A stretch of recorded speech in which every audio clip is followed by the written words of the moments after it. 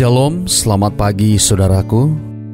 Renungan pagi kita hari ini 11 Januari berjudul Penyerahan yang Agung. Ayat intinya diambil dari Galatia 2 ayat 19 dan 20. Demikian firman Tuhan. Aku telah disalibkan dengan Kristus, namun aku hidup. Tetapi bukan lagi aku sendiri yang hidup, melainkan Kristus yang hidup di dalam aku. Bersama saya, Pendeta Andre Daembani. Mari kita dengarkan penjelasannya. Masada, yang berarti benteng dalam bahasa Ibrani, adalah tempat pertahanan di puncak sebuah gunung dengan puncak datar di gurun Yudea. Tempat itu dibangun di atas dataran berbatu yang menjulang 2000 kaki di atas permukaan Laut Mati yang berlokasi di dekatnya. Lokasi itu kemudian direnovasi oleh Herodes Agung antara tahun 37 dan 31 sebelum Masehi.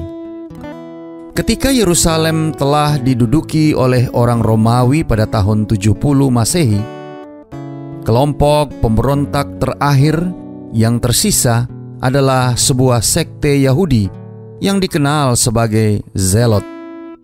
Mereka memberontak dan merebut benteng tersebut dalam pertahanan terakhir mereka melawan pemerintahan Romawi. Mereka menolak untuk menyerah.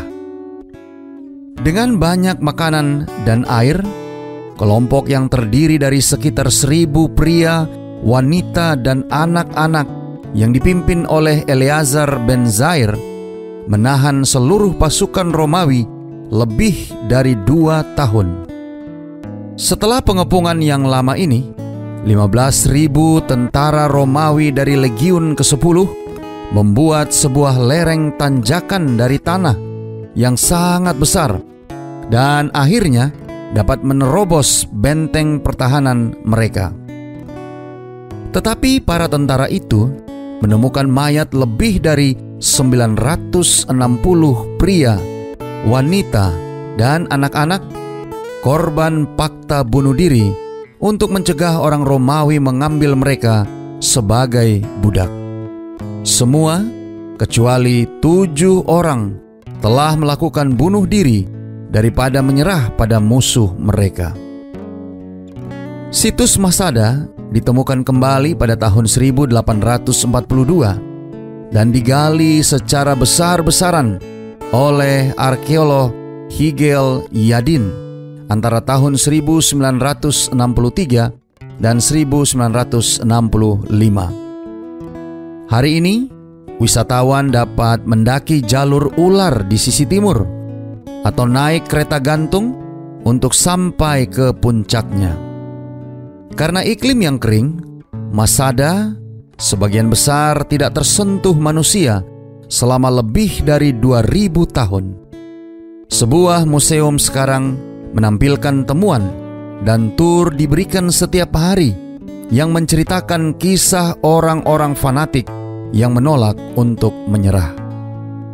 Saudara-saudara yang kekasih di dalam Tuhan, pasti ada saat-saat di mana kita harus melawan musuh tanpa rasa takut.